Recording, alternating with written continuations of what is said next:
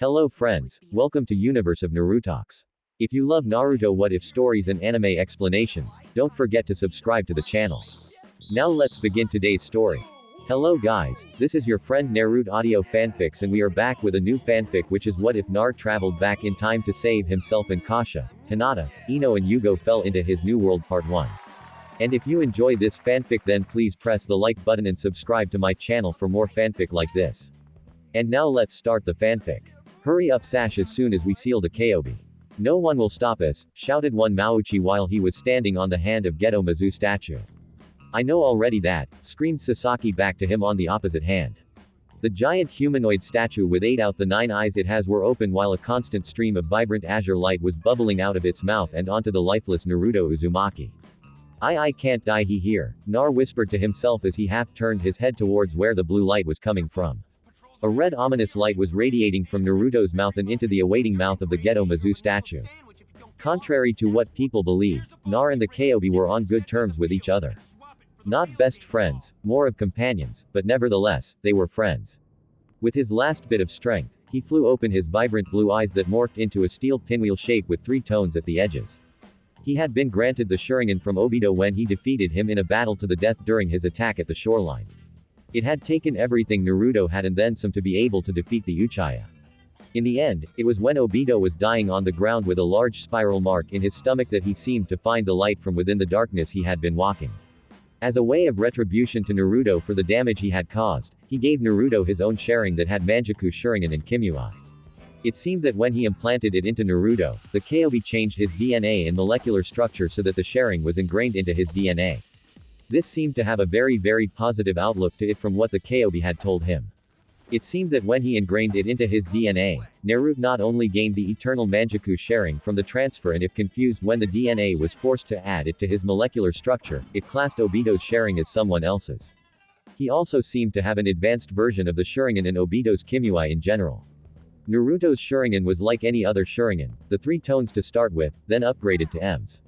But the difference between the Sharingan and Naruto's was that Nar seemed to have a much clearer vision than the normal Sharingan, as well as not only being able to copy jutsu, he could see it once, break it down in an instant, and be able to master it from one glance.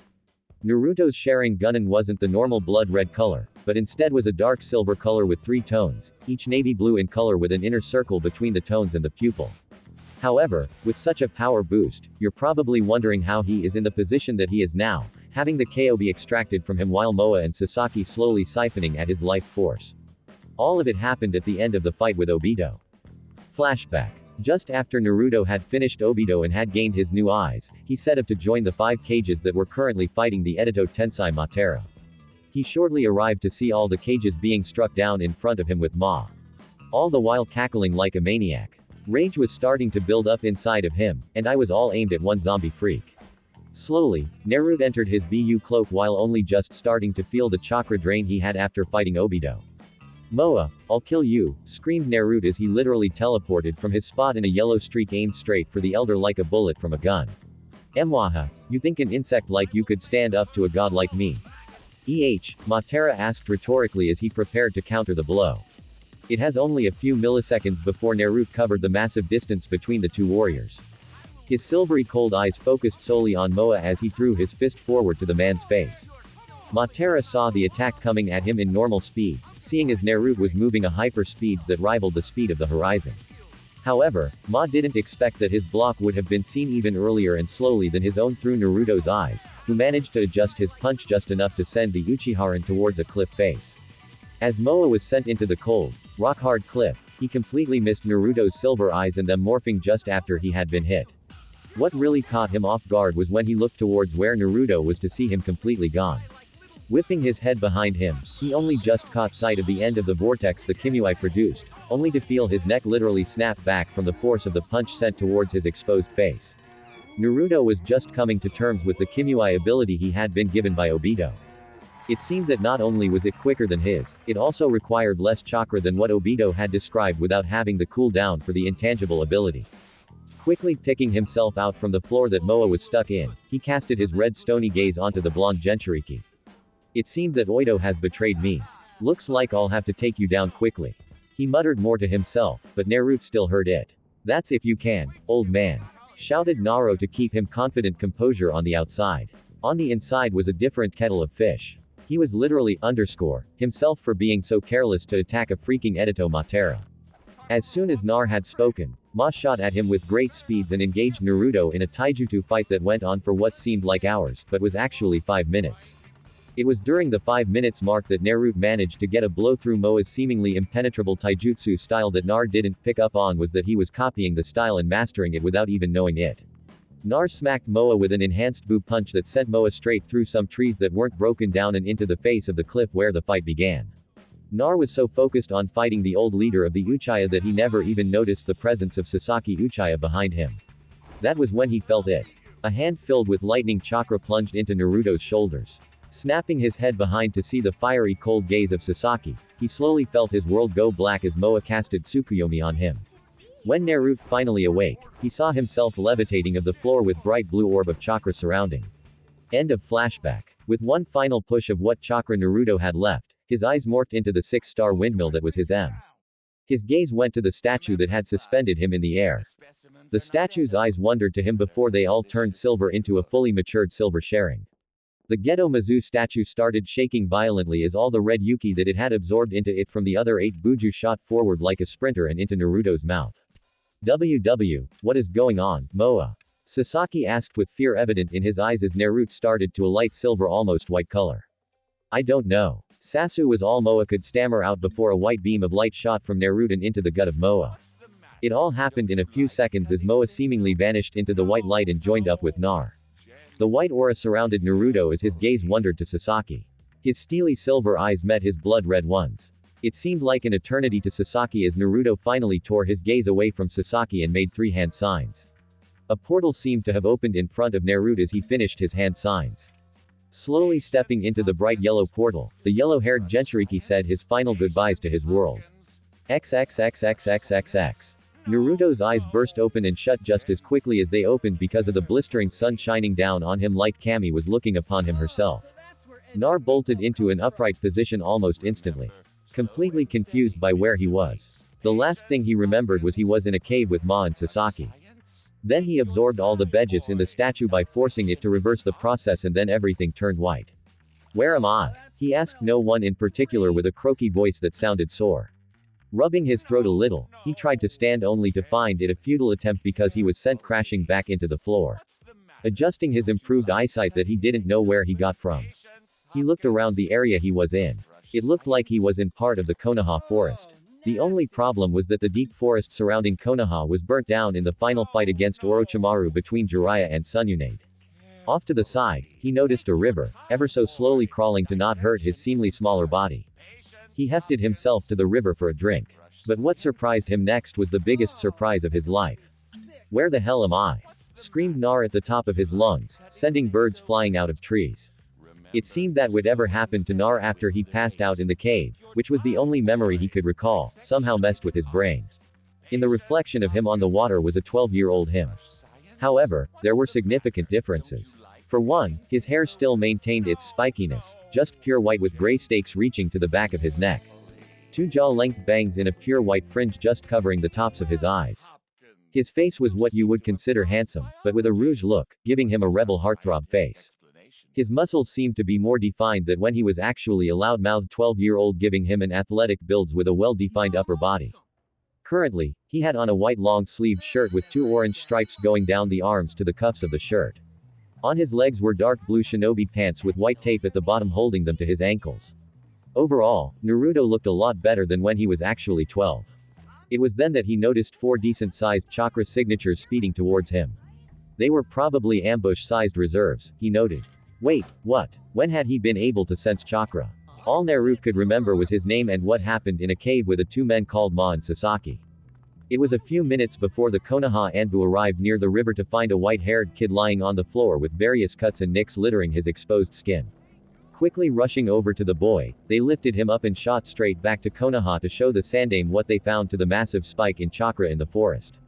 After a few minutes of tree hopping, the Nobu looked at the boy in her arms before coming to the conclusion that a boy shouldn't have been the cause of the spike. So she decided there that she needed to ask him a few questions to the almost asleep boy. Hey kid, what's your name? Asked the Anbu. Nar looked at her through his half-lidded eyes before answering her question. My name is Nar. Just Nar, he said. It wasn't that he couldn't remember his last name. Oh, the hell with it. He didn't know what his last name was. The Anbu looked to be in deep thought before nodding at his answer and asking a few more. Why were you on the floor in the foliage? And how come I've never seen you before? She questioned in a professional tone as they strolled through the gates of Konoha, nodding at the gate guards as the two Anbu passed. Nar hemmed in contemplation, his face adopted a clueless look that screamed, kawaii. As he stared at the floor of Konoha. No memories rushing through his head of how he got there or why he was there. Finally answered, to be honest, I don't know how I got in the forest, and I don't know why I couldn't stand when I woke up. He replied depressingly as the three of them arrived at the door of the sanding. Knocking on the door, they heard a short but firm come in from the opposite side. Quickly opening the door, the Anbu placed Naruto in the chair in front of the Hokage that was Hiruzen Survey.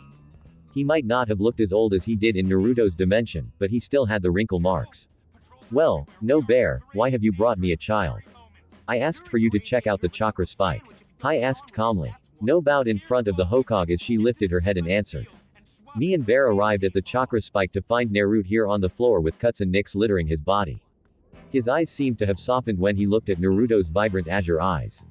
Quickly forming a few questions in his head, he soon started asking his questions to the depressed-looking boy.